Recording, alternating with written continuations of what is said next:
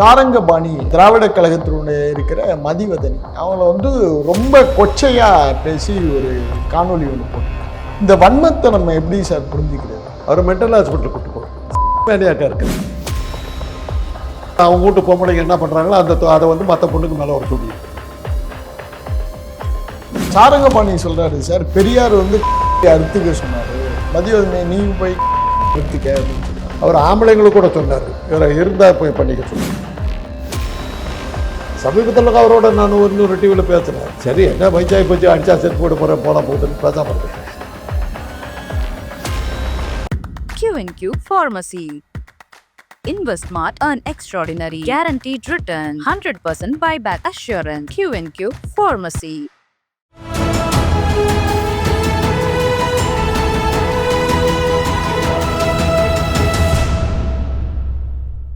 தமிழ் நிறம் நேயர்களுக்கு அன்பு வணக்கம். மீண்டும் உங்களை சந்திப்பதில் மிகுந்த மகிழ்ச்சி. இன்றைக்கு நம்மிடையே மூத்த அரசியல் விமர்சகர் டாக்டர் காந்தராஜ் அவர்கள் நம்மோடு இணைந்திருக்கிறார். வாருங்கள் நேயர்களே, சார்ட்ட பேசலாம். வணக்கம் சார். சார், இந்த தமிழ் தேசியம் பேசுகிற திரு சாரங்கபாணி அப்படின்னு சொல்லிட்டு அவர் மதிவதனி, நம்ம திராவிட கழகத்தினுடைய இருக்கிற மதிவதனி அவங்கள ரொம்ப கொச்சையாக பேசி ஒரு காணொலி ஒன்று போட்டிருக்கிறார். அதில் அவர் சொல்கிறாரு, மதிவதனி எத்தனை பேரோட போனா அப்படிங்கிற ஒரு கேள்வியை அவர் வைக்கிறார். இது பெரியார் சொல்லியிருக்கதாகவும் சொல்கிறாரு. இது எப்படி சார் இந்த தமிழ் பெரியாருக்கு மதிவதனிக்கு என்ன தொடர்பு? அதான் என்ன, பெரியார் எப்போ செத்தார், மதிவதனி என்ன வயசு? அவர் மென்டல் ஹாஸ்பிட்டல் கூட்டு போங்க. செக்ஸ் மேனியாக்கா இருக்கார். இல்லை சாரங்கபாணி பேசுறதுக்கு முடியல. அவர் வீட்டில் என்னெல்லாம் அவங்க வீட்டு பொம்பளைங்க என்ன பண்ணுறாங்களோ அதை மற்ற பொண்ணுக்கு மேலே அவர் சொல்லிட்டு இருக்கார். அவர் அந்த தொழிலில் இருக்காருன்னு அர்த்தம். அதனால தான் அவர் அவ்வளோ இதாக அதுக்கு ஆள் பிடிக்கிறார். பெரியார் 1974 இறந்தார். இந்த பொண்ணுக்கு என்ன வயசு? இந்த வன்மத்தை நம்ம எப்படி சார் புரிஞ்சுக்கிறது? அரசியல் அந்த அளவுக்கு கேவலமாக போயிட்டு இருக்குதுங்க. நான் தான் சொல்கிறேங்களே, அன்னையிலேருந்தே திராவிட இயக்கங்களை பற்றி இப்படி தாங்க பேசினாங்க. கொள்கை ரீதியாக அவங்க போராட்டம் எதிர்த்து பேசுனதே இல்லை. அண்ணாவுக்கு ஒரு பெண்ணு தொடர்பு இருக்குது, கலைஞர் திருட்டு இல்லை வந்தவர், இப்படி தான் பேசிக்கிட்டு இருந்தாங்க. அரசியலை அவங்க பேசுனதே கிடையாது. அதான் அண்ணா சொன்னார், உங்களை நாங்கள் இந்த மாதிரி நாங்கள் பேச மாட்டோம், எங்களுக்கு தேவையில்லை. கண்ணியமாக உங்களை உங்களுடைய குறைகளை நீங்கள் செய்ய தவறிய காரியங்களை சொல்லியே நாங்கள் ஜெயிப்போம். ஏன் காங்கிரஸ் தலைவர்களுக்கு அந்தரங்கமே இல்லையா? எங்களுக்கு தெரியாதா அந்த அந்தரங்கம்? ஒரு பிரபல நடிகை கல்யாணம் பண்ணிக்கிட்ட போது ஒரு சினிமா பத்திரிகை ஆசிரியர் சொன்னார், ஐயோ ஒரு தலைவர் என்ன பண்ணுவாரோ தெரியலையான்னார். வெளியில் சொல்லக்கூடாது, அடித்தடி வரும். பேர் சொன்ன நடிகை பேரை சொன்னால் பரவாயில்ல, தலைவர் பேரெல்லாம் சொல்ல முடியாது. அதெல்லாம் நாங்கள் யூஸ் பண்ணிக்கணும். ஏதோ ஒரு ஹிண்ட் கொடுங்க, தேவையில்லை, வேண்டாம். ஒரு வயசுக்கு தகுந்த மாதிரி பேசுகிறான்றானுங்க. ஒரு இறந்து போன தலைவரை பற்றி கேவலமாக பேசுவது கண்ணியமா அப்படின்றாங்க. அரசியலில் சரித்திரங்கிறது என்ன இருக்கிற? ஒரு படுபாதகமான ஒரு மன்னன் செத்து போயிட்டான், அவனை பற்றி ஏன் தப்பாக பேசுகிற? தைமூர் ஒரு கொடுங்கோலன் செத்து போயிட்டான், அவனை பற்றி ஏன் தப்பாக பேசுகிற? அதுவும் தப்பு தானே. வரலாறு பேச முடியாதுங்க. இந்த ராஜாவினுடைய காலத்தில் மக்கள் அவதிப்பட்டார்கள் சொன்னால் செத்து போன ராஜாவை பற்றி எப்படி பேசுறதுன்னு கேட்டிங்கன்னா என்ன அர்த்தம்? அதுதானே வரலாறு. ரொம்ப புத்தால்தனமாக மடக்கிடுறாங்களாம். இறந்து போனவர்களை பற்றி தவறாக பேசக்கூடாது. அப்போ வரலாறு எழுதக்கூடாது. ஜீசஸும் செத்து போயிட்டார், ஜோதாஸும் செத்து போயிட்டார். ஜோதாஸை பற்றி தப்பாக எழுதாத, செத்து போனவரை பற்றி தப்பாக எழுதுவீங்களா? அதுதானே வரலாறு. இன்றைக்கி இருக்குதுங்க ஒரு வரலாறு. உங்களுக்கு தெரியுமா தெரியாத தெரியல. சென்ட் தாமஸ் மவுண்ட் என்னைக்கா போயிருக்கீங்களா? போயிருக்கேன். உள்ளே போயிருக்கீங்களா சர்ச்சுக்கு? அங்கே தாமஸை கொல்றதுக்கு ஒரு இது இருக்குது தெரியுங்களா? ஆமாம் சார், ஒரு உடைக்குச்சி. ஆமாம் ஆமாம் சார். குடுமி வச்ச ஒருத்தன் குத்திக்கிட்டு இருப்பான் முதுகில். ஆமாம். யார்? ஆரிய வந்தேரிகள். இன்றைக்கி வரல யாராவது அந்த படத்தை போட்டிருக்கீங்களா? எவ்வளோ ஜாக்கிரதையாக இருக்கீங்க. இதை வேறு மாதிரி ஒரு ட்ரெஸ்ஸாக தான் இவன் தான் கொண்டான்னு போட்டிருப்பீங்க. பொன்னியின் செல்வன் படம் எடுக்கிறாங்க, ஆதித்த கரிகாலில் 3 பிராமணர்கள் சேர்ந்து கொள்றானுங்க. ராத்திரி படுத்திருக்கும்போது படம் எடுத்து விடுறான், தற்கொலை பண்ணிட்டு செத்தான். எவ்வளோ சாமர்த்தியம்! வரலாறு இருக்குது. அதை மறைக்கிறதுக்கு தான் கல்கி அந்த கதையவே எழுதினார். ரவிதாசன், சோமன் சாம்பவன், இன்னொருத்த 3 பேர் சேர்ந்தா அந்த 3 பிராமணர் தான் கொள்றாங்க.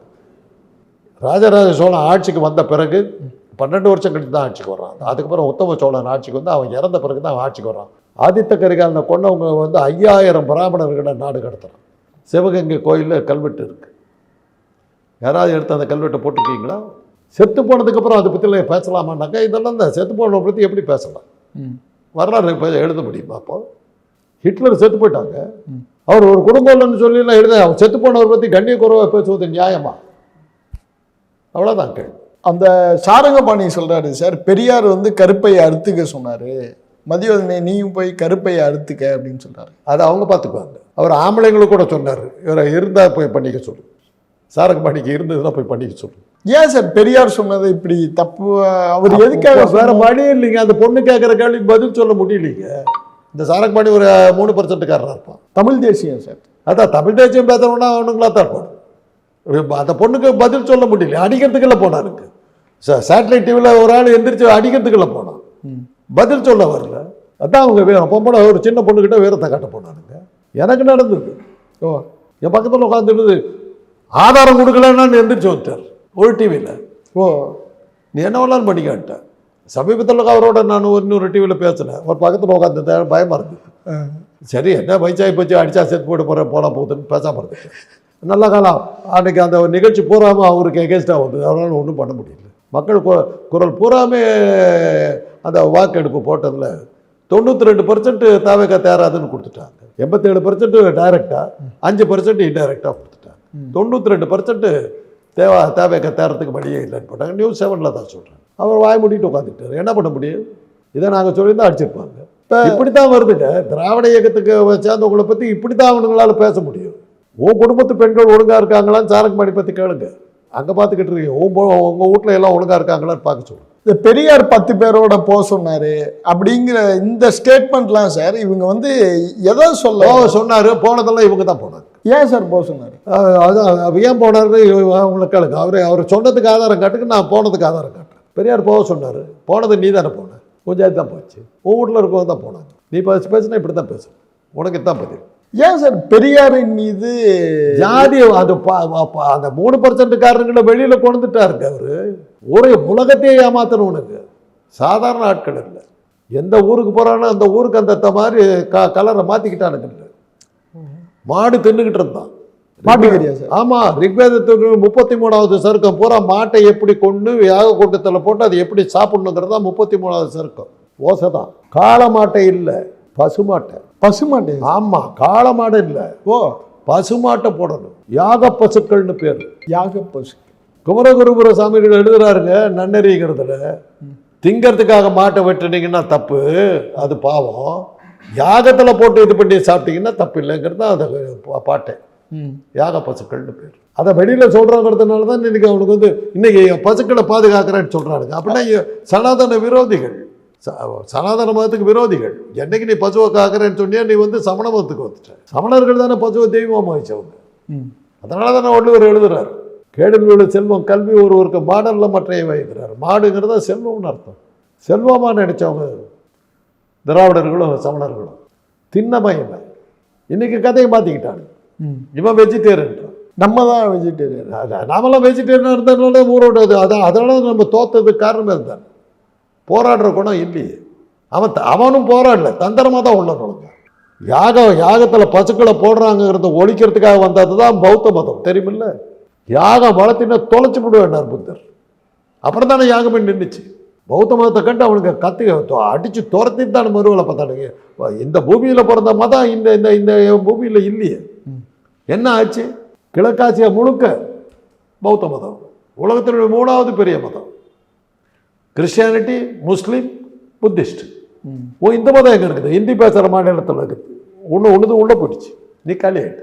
பிளான் பண்ணி நேபாளத்தில் புத்தர் பிறந்தார், அதை வந்து இந்த நாட்டுன்னு மாற்றினாங்க. அந்த அளவுக்கு பிளான் பண்ணாங்க. இன்னைக்கு என்னாச்சு? கிழக்கு மாகாணங்கள் பூரா புத்திசம் தான். ஜல்பைகுரிங்கிற ஊர் கல்கத்தாவில் ஏறினீங்கன்னா, அசாம் போகிற ட்ரெயினில் ஏறினீங்கன்னா ஜல்பைகுரிங்கிற ஊரை தாண்டிங்கன்னா அதுக்கப்புறம் பூரா புத்திசம் தான். காமாட்டிப்பூர்னெல்லாம் இருக்குது அங்கே. காமாட்சின்னு பேர். போனீங்கன்னா எங்கே பார்த்தாலும் புத்த விகாரம் தான். அருணாச்சல பிரதேசம், மணிப்பூர் ஓரளவுக்கு சனாதன மதம் இருக்கும். மேகாலயா எல்லாமே இதுதான். காஷ்மீரில் வந்து லடாக் பூரா புத்திசம். பீகாரில் பெரும்பகுதி புத்திசம். என்ன பண்ண முடிஞ்சது உங்களால்? இதெல்லாம் வரலாற்றில் மறைக்கப்பட்ட உண்மைகள். இதை யாரோ ஒரு ஆளை ஒரு அனாமதைய பேரோட ஒரு அட்ரஸ் இல்லாத ஒரு பயணம் பிடிச்சிக்கிட்டு அந்த ஆளுக்கெல்லாம் விளம்பரம் கொடுக்குறீங்க. தேவையாது. இதுக்காக தான் அந்த ஆள் பேசியிருக்கான், நம்ம பேர் வரட்டு. டிஜிட்டல் மீடியா பண்ணுற கூத்துங்க. இல்லாட்டி போனால் இவனுக்கெல்லாம் எவன் கொடுத்துருப்பான்? தெருவில் ஒரு பொறுக்கி அவன் பேசுகிறதுக்கெல்லாம் நீங்கள் விளக்கம் கேட்குறீங்க. ஒரு பொண்ணை விட கொச்சையாக பேசுகிறான், அவன்லாம் மனுஷனா? அவனுக்கெல்லாம் விளம்பரமா நீங்கள் கேட்குறீங்க? அதை பற்றி நமக்கு சமூக பொறுப்பு வேணும். ஒரு சின்ன பொண்ணு அறிவுபூர்வமான கேள்வி கேட்குது, பதில் சொல்ல தெரியல, நீ எங்கே போனேன் ஏது போனேன்னு கேட்குறான். இவனுக்கு வந்து விளம்பரம் கொடுக்குறீங்க. இப்படியெல்லாம் போனீங்கன்னா உங்களெல்லாம் மக்கள் தூக்கி எரிஞ்சு போடுவாங்க. அவ்வளோதான் நான் சொல்லுவேன். உங்கள் சேனலுக்கு மரியாதை போடு, அவ்வளோதான் சொல்லுவேன். சார், இந்த பெரியாரை குறிப்பாக வந்து இது மாதிரி மகள் வயது உள்ள ஒரு பெண்ணை வந்து திருமணம் பண்ணிக்கிட்டாரு. இந்த பெரியார் சென்ட்ரிக்கான ஒரு அட்டாக்கை பார்த்துக்கிட்டிங்கன்னா கிட்டத்தட்ட இந்த மாதிரியான ஒரு தாக்குதல் வேற எதை சொல்ல முடியும்? அதைத்தான் திருப்பி சொல்லுவாங்க. அன்றைக்கி அவர் கேட்டார், மகள் வயதில் ஒருத்தரை கேட்டாங்க. ஆமாய்யா, அவர் அந்த வயசில் கூட அவர் அழகாக இருந்திருக்கார், போயிருக்கு கட்டிக்கிச்சு. அந்த பொண்ணு ஒன்று கம்ப்ளைண்ட் பண்ணி உங்ககிட்ட மணியமில்ல கம்ப்ளைண்ட் பண்ணியிருக்கல, நீ ஏன் அலற? ஊங்கதி என்ன? கட்ட பொண்டாட்டி ஒன்று விட்டுட்டு போயிட்டானே, 56 இன்ச்சு வச்சுக்கிட்டு இருக்கேன், என்ன பிரயோஜனம்? யோகிதை அப்படி இருக்குது, இருக்கிறவங்க விட்டு போயிட்டா. 90 வயசில் ஒரு கலவுன்னு அந்த பொண்ணு கட்டிக்கிறாங்கிற அளவுக்கு அவர் இதாக இருந்திருக்காரு, ஆண்மையாக இருந்திருக்காரு. அதான் அர்த்தம். அதுக்கு என்ன பண்ணுறது? அந்த பொண்ணு உங்கள்கிட்ட வந்து கம்ப்ளைண்ட் பண்ணிச்சா? கேடி ராகவன் கேஸில் அதை தாங்க நான் கேட்டேன். அந்த ப்ளூ ஃபில்ம் வந்தபோது அந்த பெண்கள் யாராவது வந்து கம்ப்ளைண்ட் பண்ணாங்களா? கம்ப்ளைண்ட் பண்ணலன்னா அவங்க ஜாலியாக இருந்திருக்காங்க. நீ யார் அதை கேட்கறதுக்கு? அவ்வளோதான். அந்த பெண்ணு சொல்லணுங்க, காந்தராஜ் என்னை கற்பழிச்சா, என்னை கெடுக்க முயற்சி பண்ணான்னு கம்ப்ளைண்ட் பண்ணாதாங்க கேஸு. இல்லைன்னா நான் அந்த பொண்ணு ஜாலியாக இருந்தோம். அதை கேட்கறதுக்கு நீங்கள் யார்? சட்டம் அதுதான். கற்பழிப்பை வந்து நீங்கள் நிரூபிக்கவே முடியாது, தெரியுமில்ல? அதுக்காக போகிறவங்க தான் அந்த டிபார்ட்மெண்ட்டை சேர்ந்து வந்தான் நான். அந்த ஆம்பளைக்கு வர்ற வக்கீல் கேட்குற சில கேள்விகளுக்கெல்லாம் அதுக்கு கற்பழிச்சாவே பரவாயில்லைங்கிற அளவுக்கு இருக்கும்.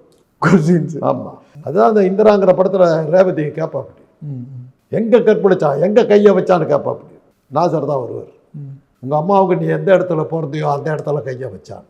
அப்போ தான் நாசருக்கு முகமெல்லாம் மாறிப்போம். இந்த மாதிரி இந்த 3ஆம் தர இந்த 4ஆம் தர பொறுக்கி பசங்களுக்கெல்லாம் நம்ம பதில் சொல்ல முடியாது. இந்த திராவிடம் சித்தாந்தம் சார்ந்து நிற்கிற, அதாவது நீங்கள் முன்பே குறிப்பிட்ட மாதிரி தொலைக்காட்சி விவாதங்கள் எல்லாத்துலேயுமே அந்த மதிவதனி அவங்க வந்து ஒரு பெரியாருக்கான ஒரு ஃபேஸாக இருக்காங்க. இப்போ இந்த மாதிரி தாக்குதலை அவங்க எப்படி எதிர்கொள்ளணும் சார்? தைரியமாக நின்னாங்களா? அன்றைக்கி சேட்டலைட் டிவியில் அடிக்கிறதுக்கு போகிறாருங்க, எந்திரிச்சு அந்த பொண்ணு பேசாமல் நின்றுக்கிட்டு பார்க்கலாம் அப்படின்னு நினைச்சு. ஒருவேளை கிட்ட போயிருந்தா அந்த பொண்ணு சின்ன பொண்ணு பலரும் அறிஞ்சிருந்தா என்ன ஆயிருக்கும்? இந்த வந்தாளுடைய மான மரியாதையில் என்ன ஆயிருக்கும்? மிரட்டுறாங்க. அப்புறம் அந்த டிவிக்காரங்களாம் வந்து அதை பிடிச்சி தள்ளி விட்டாங்க. எனக்கு ஒரு தடவை நடந்தது, நான் பாட்டுக்கு உட்காந்துக்கிட்டு இருக்கிறேன் அதே டிவியில் தான், என்ன அடிக்கிறான்னு கற்றுக்கிட்டாரு. அந்த நெறியாளர் ஒரு அம்மா, என்னங்க ஒரு சும்மா தானே உட்காந்துருக்காங்க, இல்லை என்ன அடிச்சா அடிக்க பார்க்க எல்லாம் ஓடிட்டேன். நான் சொன்னேன் ரொம்ப நன்றிங்க அப்படின்னு. என்னத்துக்கு நன்றி சொல்கிறேன்? நான் ரொம்ப கிழமை, நம்மளால் நிற்கக்கூட முடியாதுன்னு நினச்சேன். அடிக்கிற அளவுக்கு நான் முரடன்னு சொன்னீங்க, ரொம்ப தேங்க்ஸு. இப்போ தான் தெரியுது எனக்கு இவ்வளோ தைரியம் இருக்குது, அடிக்கிற அளவுக்கு சக்தி இருக்குது, ரொம்ப தேங்க்ஸு. பேசாம போட்டேன். அது பெருசாக தனியாக எடுத்து போட்டாங்க. காந்தராஜ் அடித்து நடந்ததுன்னு போட்டாங்க. இதெல்லாம் ஒரு ஸ்டண்ட்டு, பேரை வாங்க இது விளம்பரத்துக்காக செய்கிறது. இந்த இப்போ நீங்கள் சொன்னீங்கன்னா ஒரு ஆசாமி, இவன் விளம்பரத்துக்காக ஒரு பொறுக்கி பையன், அவ்வளோதான். நன்றி sir. Q&Q Pharmacy. Services available: medicine, optical, diagnostics, audiology. Q&Q Pharmacy.